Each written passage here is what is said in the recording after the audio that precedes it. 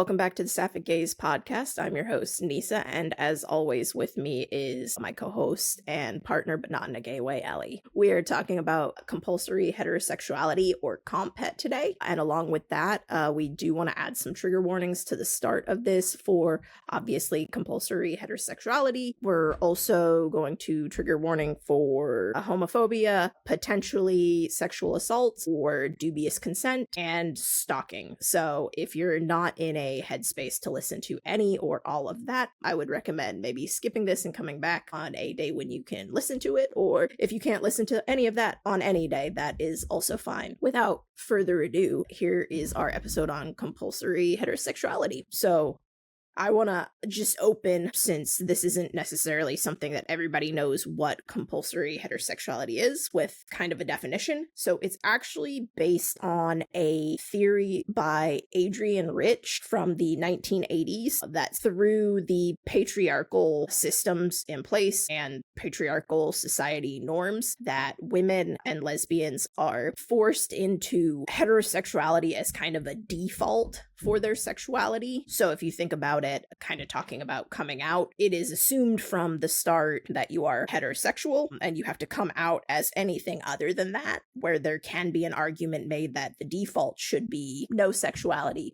Potentially, some people have made the argument that it should be pansexuality and then the preferences are stated. And then some people kind of make the case that no sexuality should be assigned to you, and it's not really anybody's business what your sexuality is until it becomes apparent. So that's kind of what CompHet is the theory of, is that we are forced to default to heterosexuality, and that's what society views as the default. All that being said, obviously, this is a really heavy topic, and it does lend itself to a lot of potential for internalized homophobia, or pressures to be heterosexual, or wonder why it is that you're not fitting into that societal mold right away, and sometimes can actually kind of lead to people living their lives in a way that's not true to themselves. So, what do you think of all of that, Ellie? I feel like I talked a lot.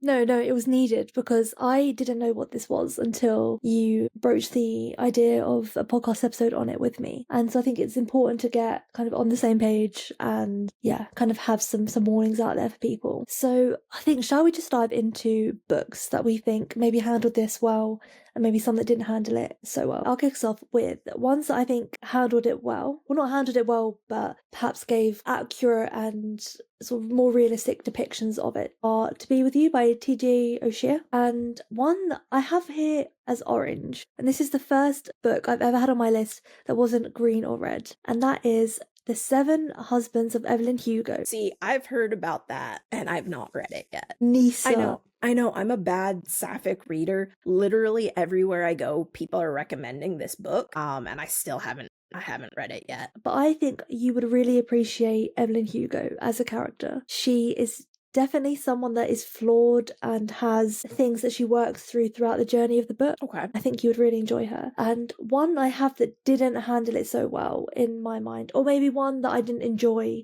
that had it as a topic, was Go Around by 𝘵𝘰𝘠𝘢𝘵. Ooh, I haven't read that one. Okay, that's where my stalking trigger comes in for that book. I did actually have one of those on my list. I did have To Be With You as an example of CompHet. The other ones I had were Here for the Wrong Reasons, The Lay of You by 𝘴𝘰𝘠𝘪𝘦. Probably the one that I have the most on is Girls Who Pray by Evelyn Darr. It's a staple when you think about CompHet. Yep, an unfortunate staple. CompHet is it's a difficult topic, so I feel like anytime it's present, there's going to be a lot of heavier scenes, and that is one that I think really handled the topic well. But for me personally, after reading it, I felt pretty exhausted just from all of the emotions that it brought up in me personally, and just in general. That one was a really, really heavy book. Okay, so let me kick off with one that's perhaps a little bit not lighter, but Go Around by 𝘵𝘰𝘠𝘧𝘕. So it's essentially a woman who is an actress and she wants to make it really big within her career. And so she decides that she cannot do that with her lesbian girlfriend. Or I can't remember if it's that or if her girlfriend says, I really want us to come out and be a couple together, but the actress just wasn't ready. And so they broke up. And for, I kid you not, 3/4, even maybe 2/3, it is, I want to be with you, but I'm not ready to come out, on an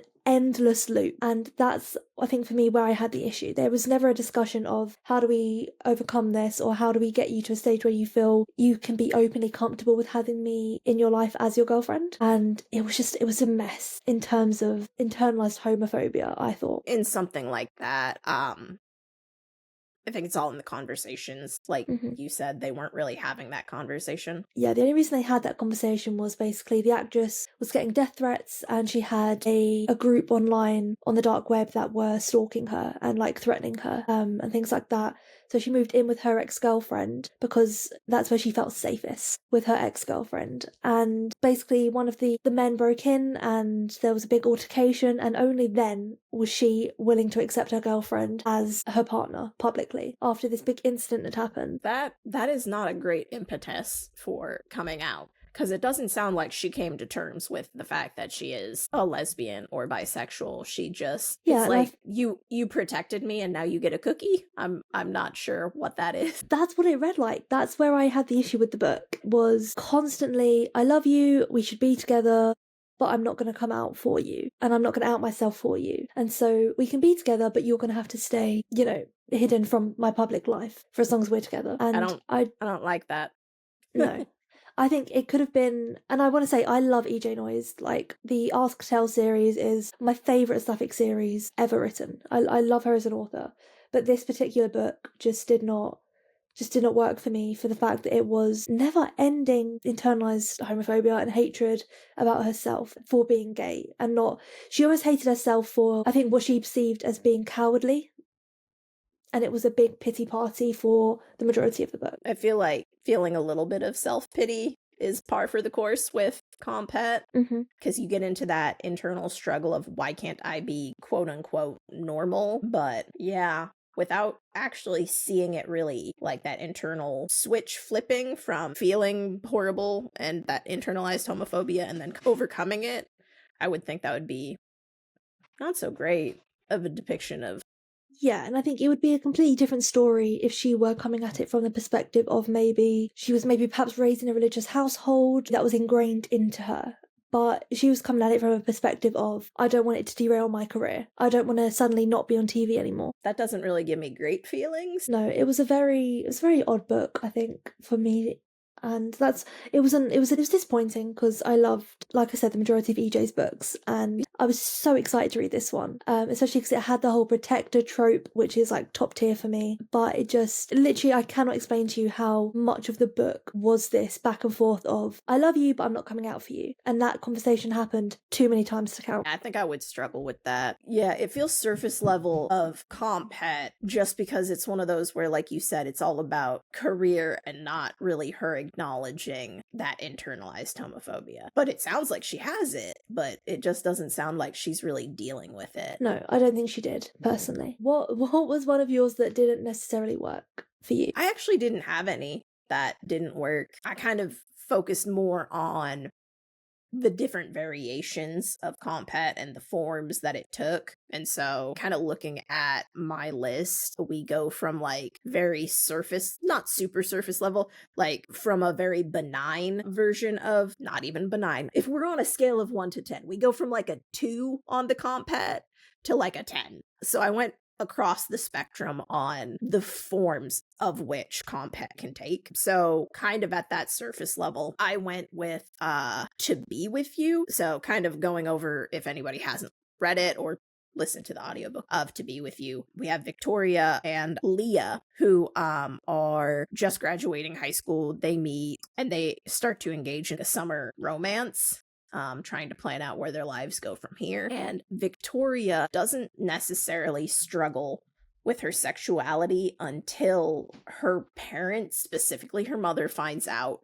And there is an encounter in, I think it's their driveway or garage, where Victoria is reminded that she has certain expectations on her to take over the family business, to be the doting daughter, and she can't do that as a lesbian. And so I think the most interesting thing, an aspect of that, is she knows who she is, so it's not a direct depiction of internalized homophobia. But where the compet really comes in is when she goes back to town. She comes back to town engaged to a man.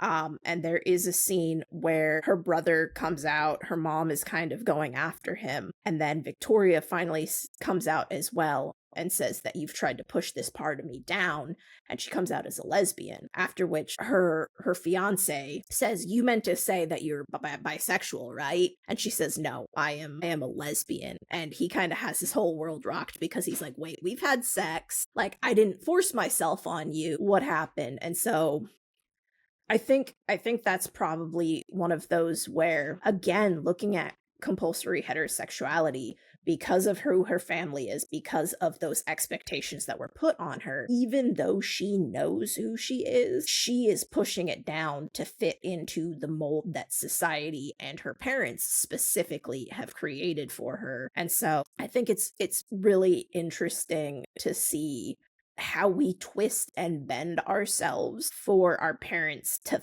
fit into that mold. Yeah, for sure. And I know it was also on your list too, so. Yeah, no, I really enjoyed the book from a romance perspective. Yes. I thought that their relationship was really solid and was built up really well. I mean, it was solid until presented with the expectation of heterosexuality from Victoria's mother. Yeah, gosh, that whole showdown in the garage was uncomfortable to read. Yeah, it was uncomfortable not just because of the fact that Victoria's mom was putting all of these expectations on Victoria, but she started coming for Leah as well and talking about how she didn't have money, and there was, I believe it wasn't even so thinly veiled racism. No, I think she threatened to have her deported, if I remember correctly. Yeah, I don't think it was, like, thinly veiled. I think it was just outright racism. Yeah, absolutely. And so I think one thing that's really interesting about that scene when thinking about confrontation, fight, flight, fawn, freeze, is that often we see flight or fight, but this is a great instance of seeing freezing, because when Victoria's mom presents all of this, we hate Victoria a little bit because she doesn't defend Leah, she doesn't say anything, she just freezes. And so I know I had seen where some people were really discussing how Victoria just didn't say anything and how it's kind of awful that she didn't do anything. But I think it's interesting because people do forget that freeze is one of those natural instincts when dealing with a confrontation. And I think this is actually a really great example of that freezing tactic. But yeah, just seeing how, I think in this one, when you see that compulsory heterosexuality, it almost lends itself into fawning also, because she's trying to live up to that standard that her parents had put on her. And I keep saying mother specifically because when we get to the end, we see that her father actually doesn't really, like, not to say he doesn't care, he cares, but it's more he cared that she felt like she couldn't talk to him about it and that people on his board wouldn't accept her. And so he really starts to self-examine, like, what have I been doing in my life that's been putting this pressure on her or making her believe what her mother is telling her. So I think that was really effective because it does kind of show that even if you put these internalized homophobias or the compet into your life, like, it's not always something that you have to do, because sometimes people do surprise you, like her dad did surprise her on that one. Yeah, for sure. I really enjoyed that dynamic between her and her dad as well. Like you said, it was kind of outside the norms of the stereotypical homophobic parent. It really juxtaposed her mum. Exactly. I thought that juxtaposition was really effective, just to see the two parents act so dramatically differently. And I really think it is effective in driving home that you don't always have to put yourself into those situations. And sometimes if you give people the benefit of the doubt, they might surprise you. And so it's worth broaching that topic, but there are big risks involved. And I think that's really what Victoria's mother was able to show, kind of. Yeah, the kind of like outcry and the other end of the spectrum where it is raised and portrayed to be a huge issue. Exactly. And then kind of ratcheting up to the next level on that, I had Here for the Wrong Reasons by Annabelle Paulson. So this one, have you read it? No, I haven't. You never told me about it. Did I not? Okay. Well, my bad. Now I'm telling you about it.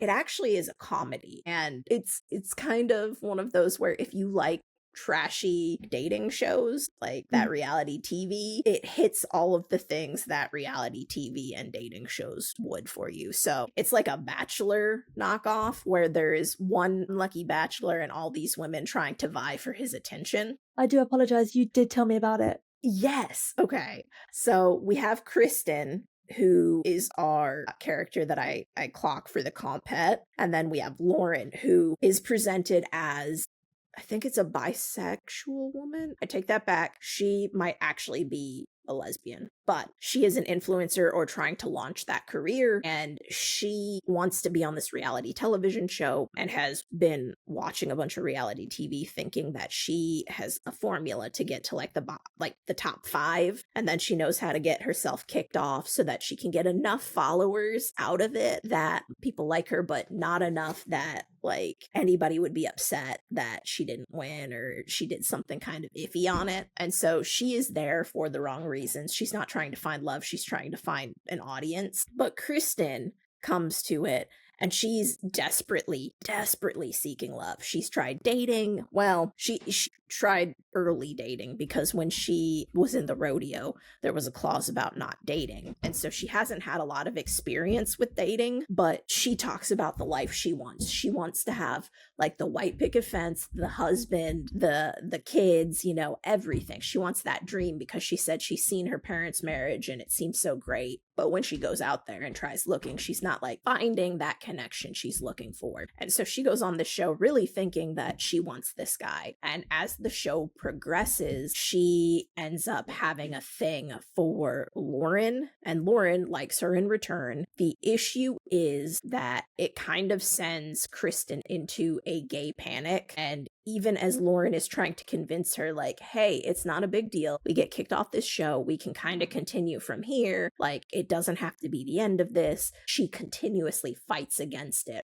Like, no, I'm not supposed to do this. I'm supposed to find a husband. I'm supposed to get married. I'm supposed to have kids. And that's just what my life is. And it gets to the point where they go back even to meet the families. Her best friend and her had a fight before the show. And so her best friend is there at the hometown meeting and they have this argument. And her best friend even says, he's not your type. And she goes, well, what does that mean? And she's like, you know what that means. And you kind of find out that she has a history with her best friend. And so her best friend knows you don't like guys. Just why are you doing this? And she even fights with her best friend, like staunchly. She says, this is what I need to do. I need to do this.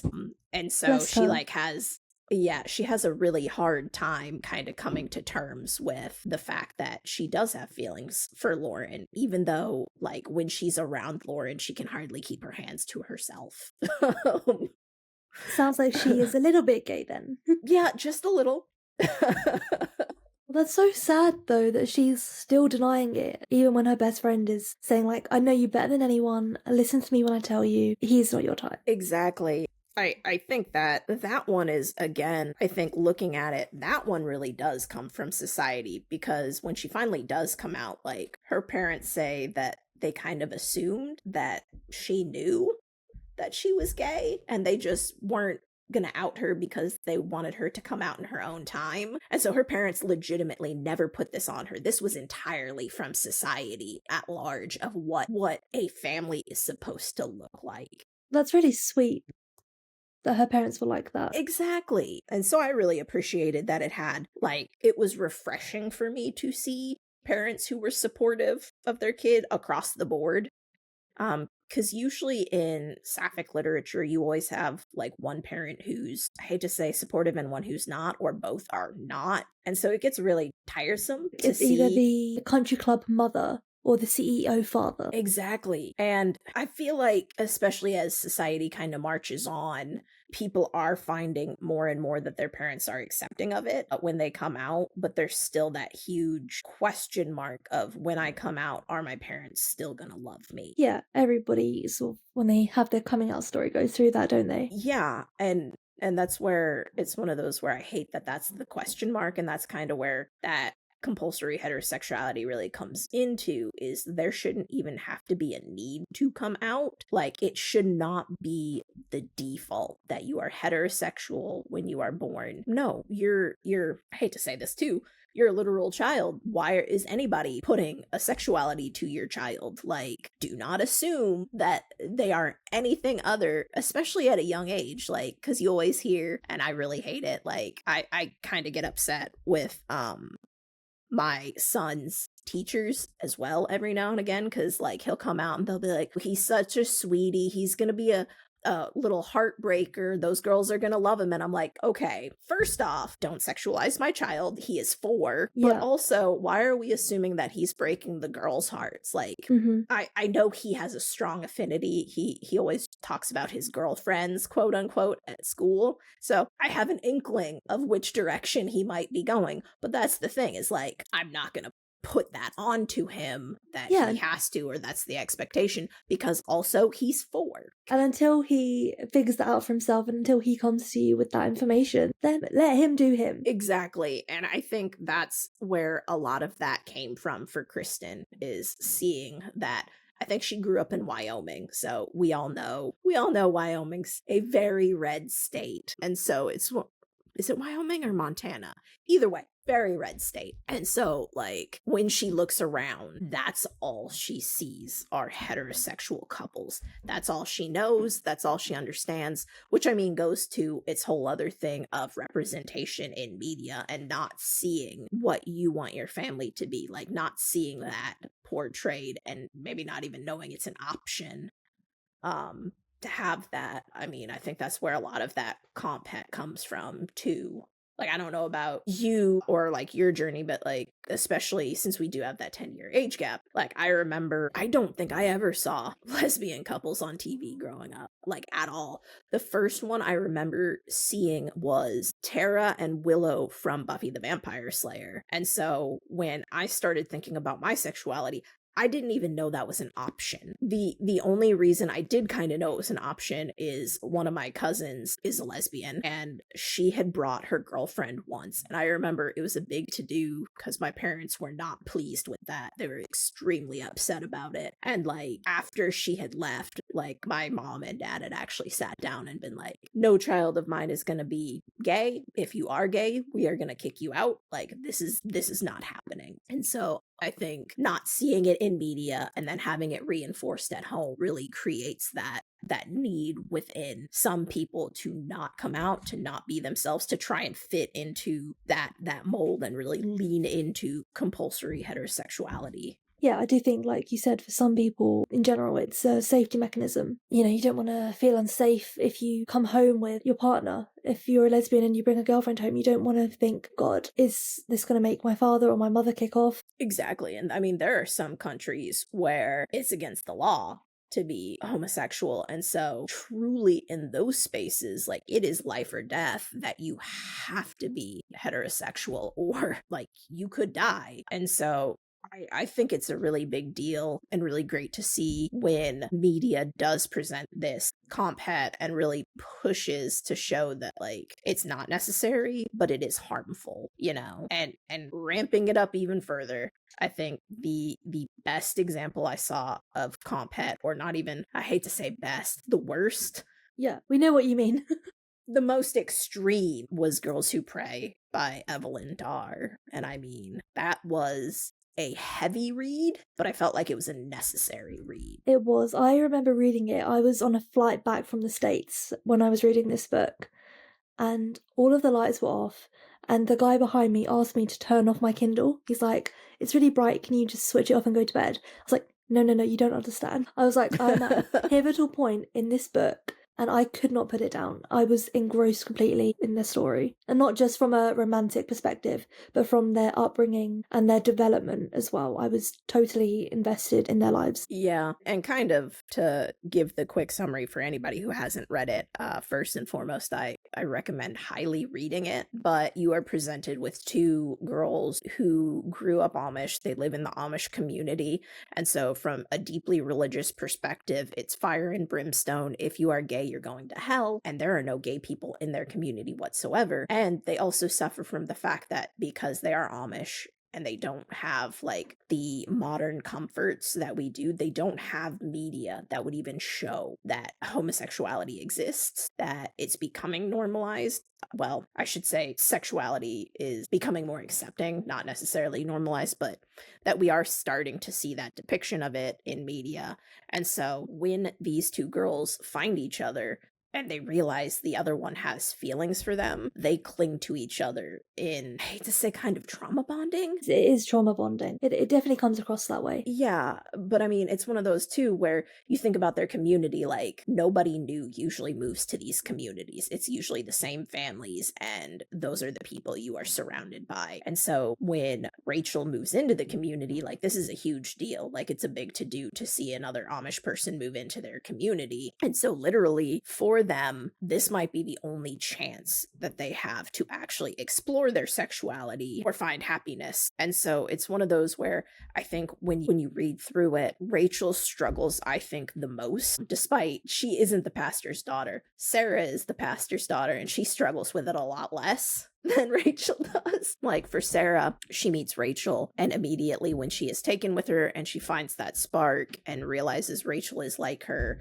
like she clings to her like a life raft. This is my chance to breathe, and I can't let it go. And so she does come off a little bit pushy at some points in the book, but Rachel is the one who really struggles because she keeps thinking it's against God. My family won't understand. But it's funny that she thinks that too, because her father and her brother both show, well, I should say one of her brothers, both show understanding. Her father seems to just accept it wholeheartedly, and her brother Gideon actually is gay himself, and that's why they had to move, and so she knows that she'll get acceptance from Gideon. The only one who's not accepting within her family is her younger brother Isaac, but by and large, like, her family is accepting of it. You would think, if anything, she would be the one who would be most willing to step out of what the norm is and to explore these feelings with Sarah, but she fights against it so hard to the point where when she finally does leave the community for a bit, the first person she kind of, I hate to say, finds comfort with is a man. She actually does start a relationship with a man, and I think that again just pushes how deeply that heterosexuality, how deeply that guilt and that internalized homophobia is like embedded in her, that once she gets away from the community that would judge her, she still ends up sleeping with a man. It is all about comfort for them, wasn't it?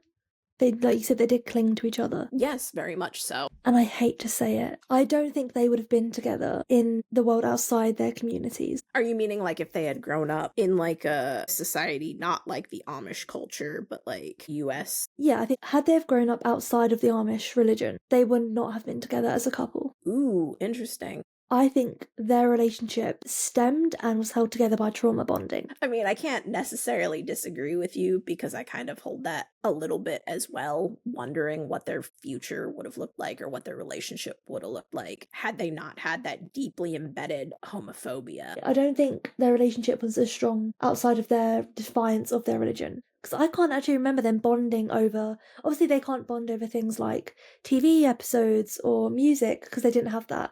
They did, though, bond over music. Yeah, they had that radio in the woods. Yeah, and Sarah used to sing. Yeah. But I mean, I don't know. I didn't believe in their happy ever after, necessarily, unfortunately. Yeah, and I definitely see that if they weren't in society at large. Obviously, there would have been a little bit more options out there.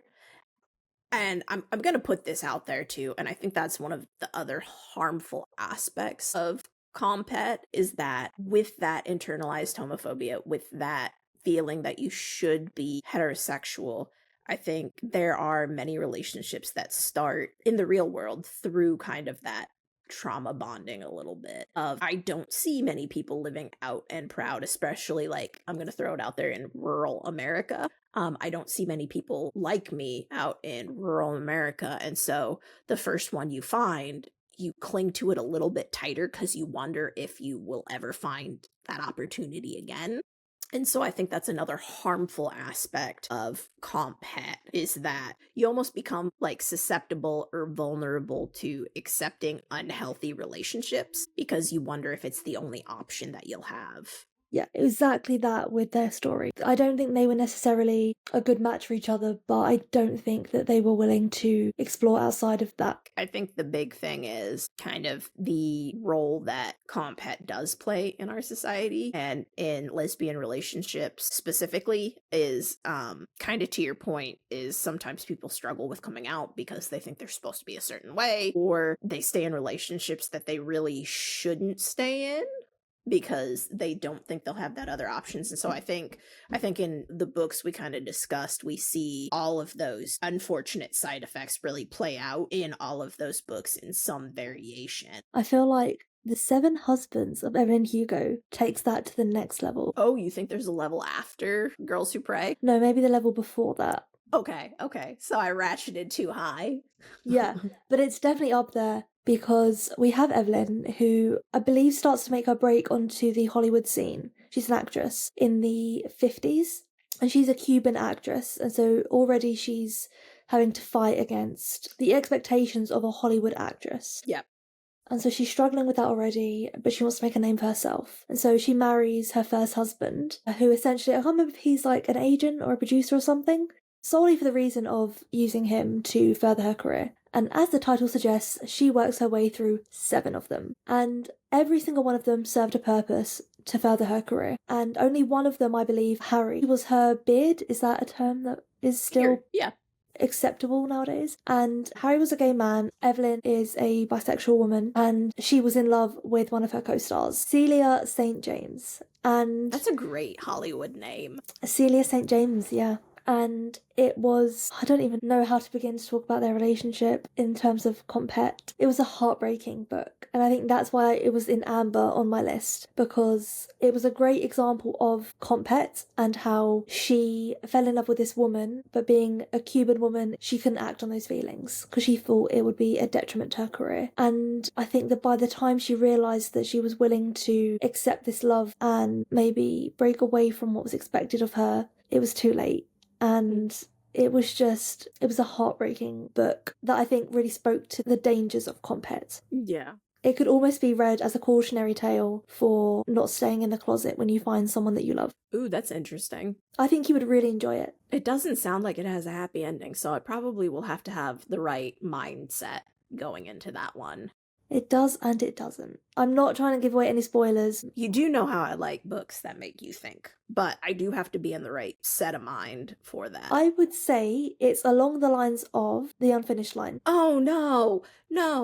I said it's along the lines of. There's no mental health crises or anything like that, but in terms of the bittersweet ending, it falls along those lines. I don't know. I'll put it on my to be read and I'll read it when I'm in the right state of mind to approach that. I feel like if you want a book that has a flawed but deeply human character, which I know you do, you would like this book. Because Evelyn is a woman who knows that she loves Celia and isn't ashamed of that love. She says to her, I love you with my whole heart, I want to be with you, but I don't want to be out with you. So it's not the love she's afraid of, it's the being public with that love that she's afraid of. Yeah, and I mean that is part of that aspect of comp het, is feeling like you have to have so many relationships, in her case 7, with men to fit into the societal norm.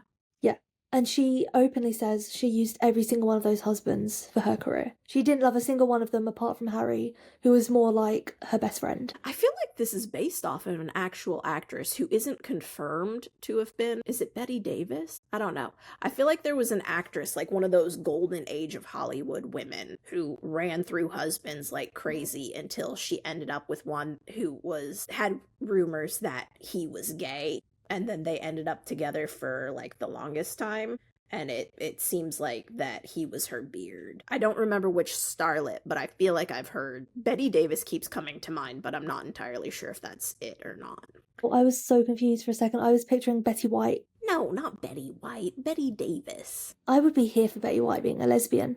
If Betty White was a lesbian, damn, she was already the queen. I mean, she would have been, like, really the queen if she would have been.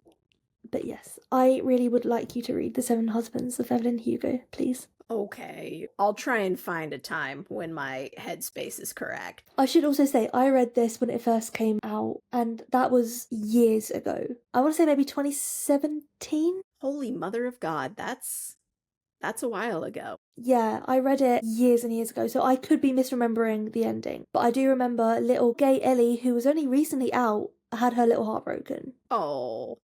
I know. I think it's really unfortunate that we still live in that kind of world where society still puts that pressure or creates that default that you are going to be heterosexual from the start. And I really hate that we do that from such an early age too. But as far as like depictions of the books go, I thought these were all pretty solid, kind of showing that full spectrum of the different forms that compulsory heterosexuality can kind of take. Yeah, it's a really interesting topic for sure. Yeah. And maybe it's one that we'll end up bringing up in later episodes just because, you know, as we talk about other books, I think there are other examples out there that we haven't really covered in depth here, but definitely excited for more episodes to come. So I think that wraps us up here. So I will say bye, guys.